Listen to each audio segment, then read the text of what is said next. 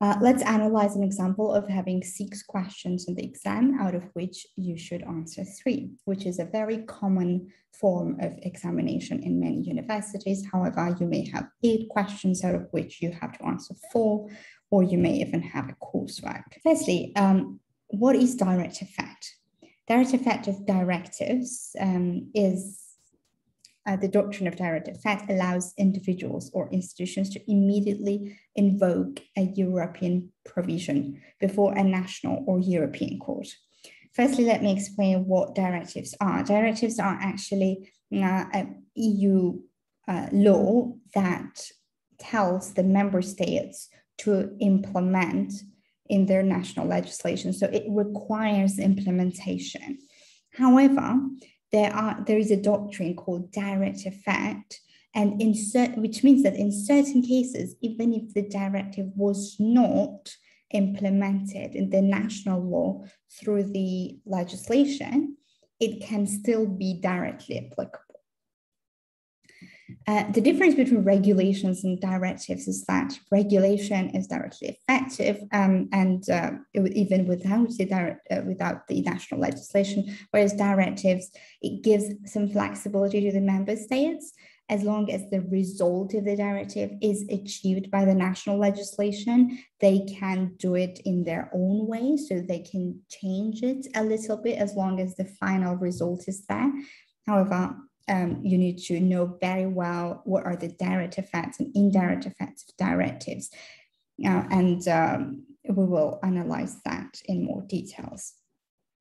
Important to know, Article 267 of TFEU extends the principle of direct effects to treaty articles, directives, decisions, and provisions of international agreements to which the EU is party.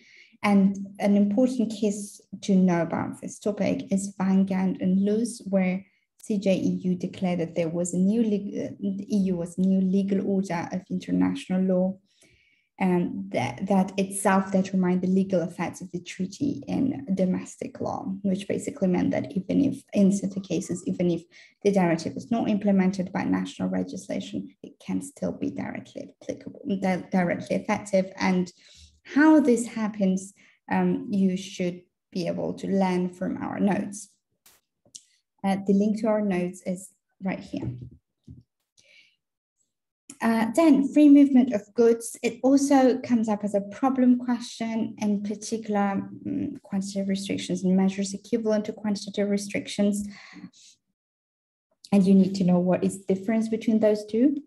The free movement of goods is a cornerstone of EU single internal market, and it prevents member states of the European Union from acting as barriers to the free movement of goods. So member states are not allowed to create rules that will hinder directly or indirectly the trade between the member states.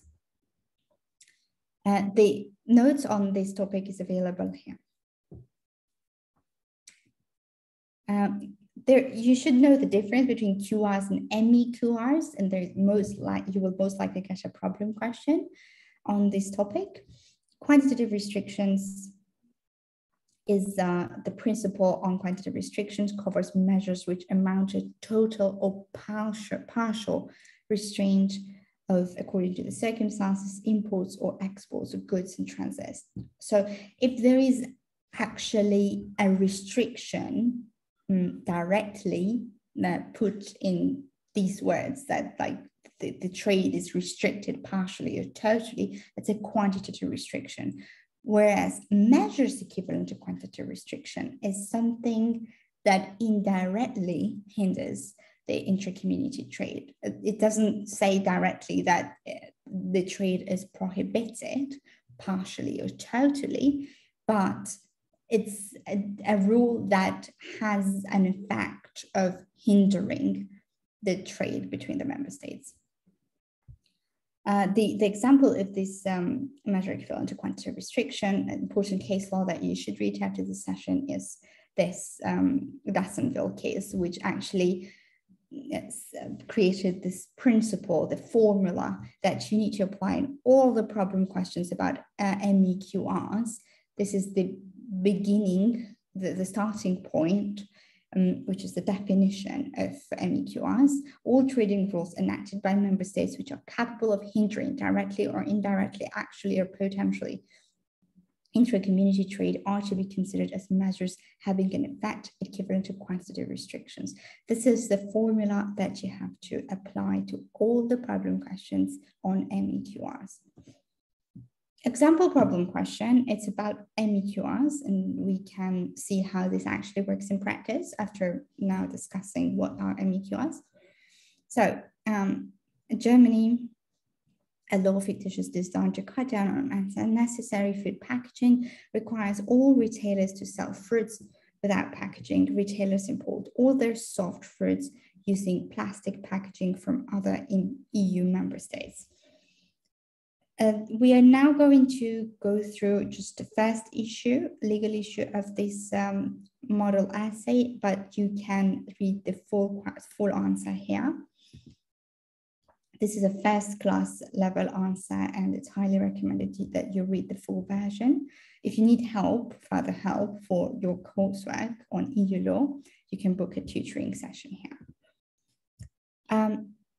The first issue is that the issue relates to fruit, which is valued in money and subject to commercial transaction. Because here we are concerned with free movement of goods, you have to first establish that what we're dealing with here, the fruit, is a good.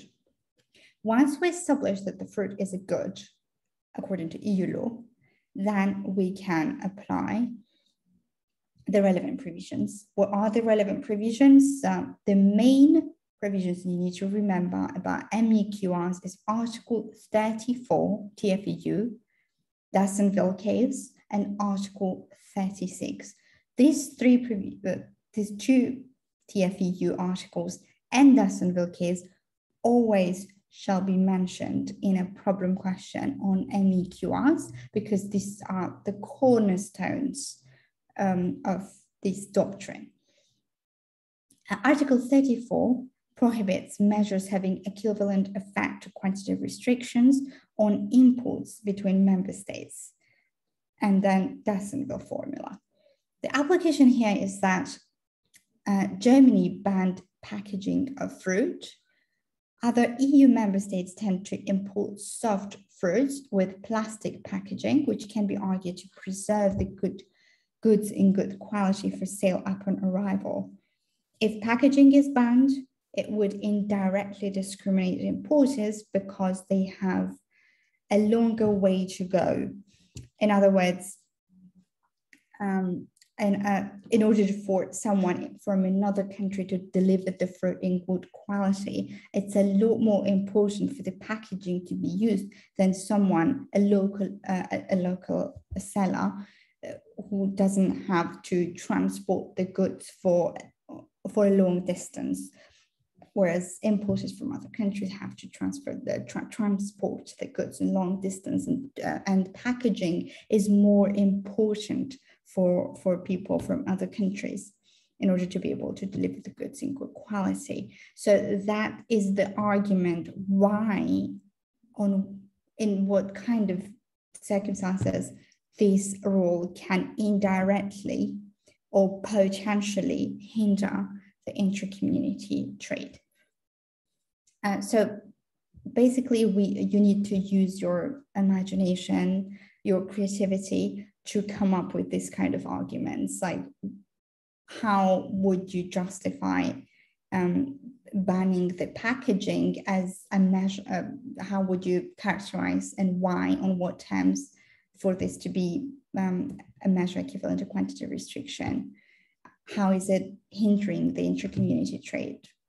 So this is an example of argument. You can make another argument as long as it demonstrates that your argument shows that this measure will hinder intra-community trade indirectly or directly.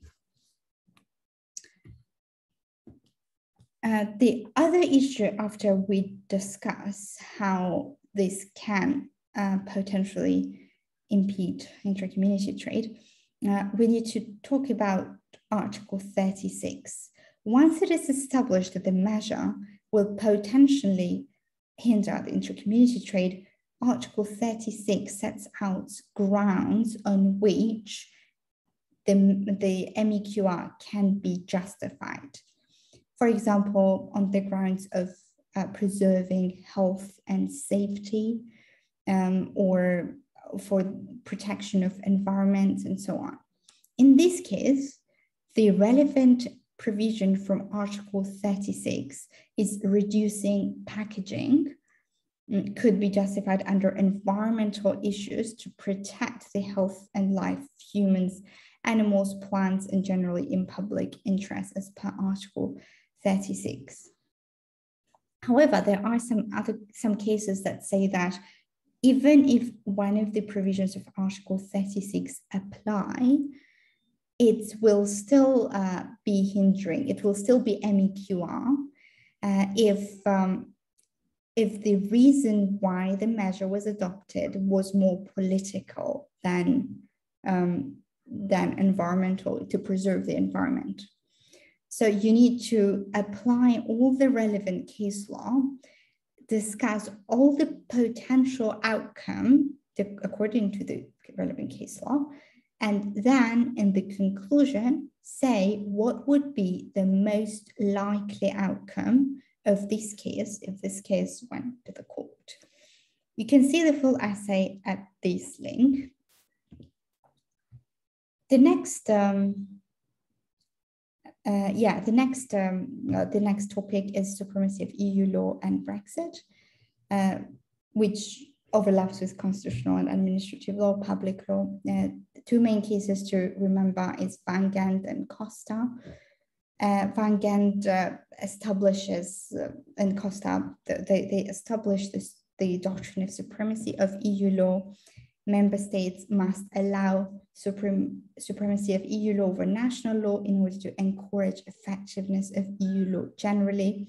And the justification of this is that when the member state decided to join the EU, that's when they agreed to this, basically. Like when the UK decided to join in 1970s the European Union, that's when the UK Parliament agreed that the EU law would be supreme, and then consequences applies. CJEU remarked in the case of Costa that if the strength of EU law is weakened by giving favor to contributing internal law, the aims of the EU will not be achieved. So in simple terms, the whole idea of the European Union is that it's a supranational authority that has a right to enact certain legislations, and all the member states have to obey. EU law is supreme, and member states cannot enact the law that contradicts with the EU law. Why? Because that's what they agreed on when they joined the European Union. And finally, the state liability is a very important topic that usually comes as a problem question, but it could also come as an essay question. If it comes as a problem question, it's very likely that it's mixed with directives, because it's like, for a breach of directive, it's an alternative remedy that an individual can pursue. And if, for example, you want to bring a claim against for breaching the directive, the alternative remedy would also be state liability. And there are a few cases you need to know about state liability, and you need to apply the problem question, such as Brankovic. This is the main case about state liability.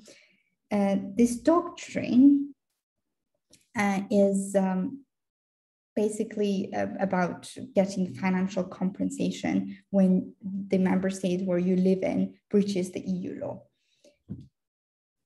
Important case law to read for state liability is Brankovic, Brasserie, and Art Treasures. If you click on this on the names of these cases, you will be taken to our website where you can access the content for free. The recommended reading, we have a model answer, a first class answer on this topic supremacy directives and state liability that can be accessed through this link. So to analyze, to sum up the requirements for you to get high grades on EU law exam, you need to firstly make sure that you understand what your assessment is. Is it a coursework? Is it an exam? And then make sure that you prepare accordingly. You plan your studying according to how you're going to be assessed. You do selective studying. You select the topics that you are going to study for your assessment according to what your assessment requires, how many questions you have to answer, and so on. Once you do selective studying, you have to practice, because studying is just knowing the theory, knowing what the law is, but to be able to apply the law to the facts of the case and to make arguments, that's a step further, and you need to have very good legal writing skills in order to be able to do that. To have good legal writing skills, that requires time. That's not something that can be learned in a day. So it's highly recommended that you start practicing as early as possible, not just a few days before the exam, months before the exam. As much time as possible would be great. After you answer problem and essay questions on this topic, you should make sure that you get some feedback from your professor, because grading is subjective, and your professor will give you specific guidelines of what you're expected to do in the exam to get high grades. However, universal grading criteria does apply. But still, some professors may have some peculiar requirements that you should know. How can we help? We have all the simple study resources you need to understand all the key principles about EU law, model essays, tutorial videos, quizzes, and flashcards. It's all made by top students and graduates. And if you need further help, you can access our one-to-one tutoring service. If you get probably like 4 or 5 tutoring sessions for each study module, that would be great, and would allow you to understand the main legal writing techniques and work on your legal writing skills to be very well prepared for your assessment. We would love you to be our next student to get high grades, and you can join Simple Studying via this link. Thank you very much for attending this session.